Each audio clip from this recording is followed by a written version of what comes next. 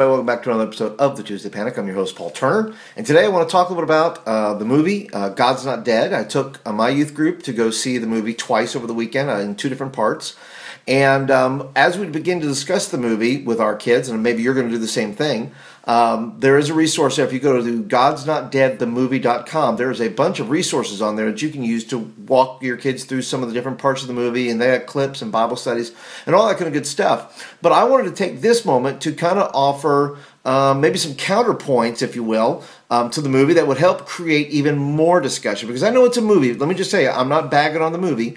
I'm really more talking about the medium and how the story is told versus the content of the movie. So I don't know what your opinion of it was. It was a great movie. It was entertaining. I did a little post on it. I'm going to put a link right here that if you want to go read my post about it, 3 reasons why you want to go see the movie or why you want to take your kids to see the movie. It's right there. You can check that out. But I want to use this more so to kind of push back on some of the elements maybe that were in the movie that would actually maybe create even a greater discussion for you and your kids. The first thing is this. Do you think, and I'll ask the questions of you, and you leave me comments down below on each of the questions, if you will. Do you think the professor, Kevin Sorbo's character, was too over the top, too snobbish, was he just too angry?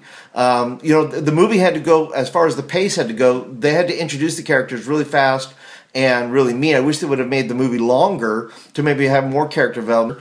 But you tell me, do you think that Kevin Sorbo's character was a little bit too over the top for what they were doing? And is that the kind of philosophy professor do you think students will meet in college? I'd love to hear your comments. The second thing that I found in the movie here that might be worth a little bit more talk back in your group is this.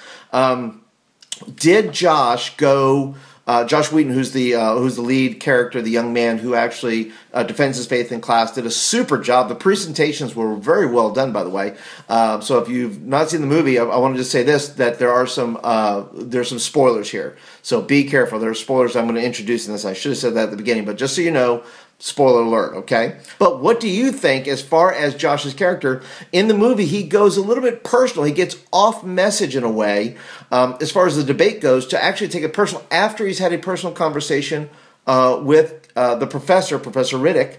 Do you think that should have played out? Do you think that in talking with an atheist or somebody who doesn't believe that we do, that we take that personal? Because it had to build up to this moment kind of this Jack Nicholson, you can't handle the truth kind of moment, which they built up very well. But the question for me is, do you go personal in that regard? Do you go ahead and after this personal conversation, Josh goes, hey, why do you hate God?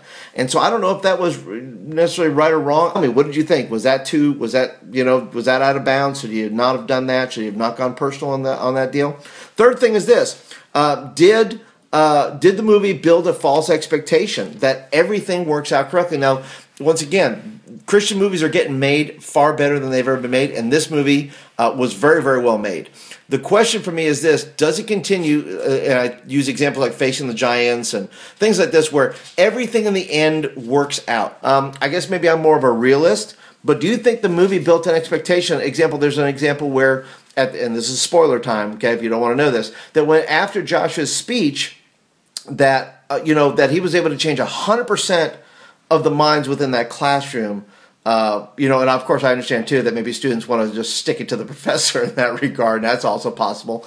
But the question is this: do you think maybe that builds a false expectation that says, look, you watch the movie and of course everything works out, and I totally believe that. All things work together for good to those who love God and are called to His purposes. But that doesn't mean everything. Obviously Moses didn't go into the promised land. Judas went and hung himself. He wasn't redeemed in that moment. And so I'm a bit more of a realist, real life kind of thing where things don't always tend to work out the way they do.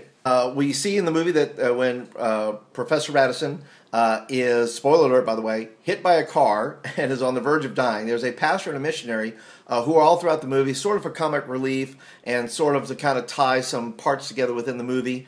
But obviously they get out of the car and they rush to the scene to be with Professor Radisson.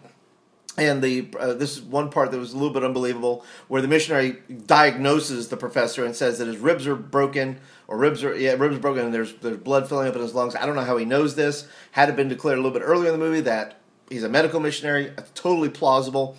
But the part there where you might want to push back on your kids is, how would you pray with somebody who is dying? I thought maybe was, I don't know, was the prayer a little bit, heavy-handed? Did it feel like the pastor was, too aggressive? But, I mean, the guy's dying. I guess you got to be aggressive if the guy's dying, right? So, I don't know, but that's a great question to put back to your kids. It says, what do you think about that scene, and what would you have done? Number 5, and the last little part here, counterpoint that you could offer with your kids is this. Everybody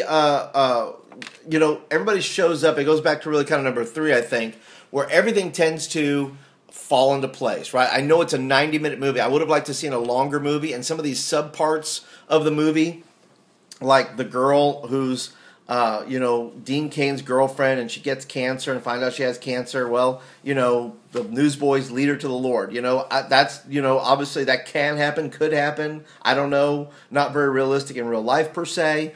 But also, there's a part in there where there's a Muslim girl who is thrown out of her house, and suddenly she shows up at the Newsboys concert. I mean, if I'm thrown out of my house, I mean, how does this happen? How do you show up at the Newsboys concert? I don't know.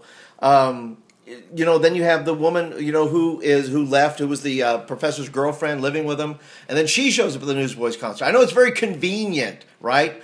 But do you really think that all these things, I mean, this is about the medium, not the message. It's just simply how it's put together. Tell me what you think, and we'll use any of these points to push back with your kids and say, look, that's a movie. It's 95 minutes long, I think, and say, look, but here's some parts that you need to know that aren't going to be realistic, and our kids are probably smart enough. They've already kind of figured that out. But tell me, what do you think? What are some points in the movie that you'd like to push back on your kids with a little bit? You challenge their thinking a little bit and challenging really conventional wisdom and the conventional movie-making process where everything kind of works together and all these things happen in this movie. Don't forget to go to godsnotdeadthemovie.com, and there's a ton of resources there that you can use, clips, Bible studies, all that kind of good stuff. I would love to hear your opinion. What did you think of the movie? Did you like it? Was it good? Did you have the same kind of struggle maybe that I had with certain parts of the movie? All those kind of things. I'd love to hear your comments. Thanks for joining me today. If you're brand spanking new, thank you for joining me. Please subscribe. You'll get more of this in your inbox. Just hit the subscribe button right there where that little sconce is. And also, if you're a regular viewer, thank you so much. We have hit 200 viewers. Thanks to you, part of you that you share it, you like it, all that kind of good stuff. We have 200 subscribers now. Let's build something great out of this channel, and let's really build a great community. Thank you so much for joining me today. I'm your host, Paul Turner. This is the Tuesday Panic. We'll see you next week.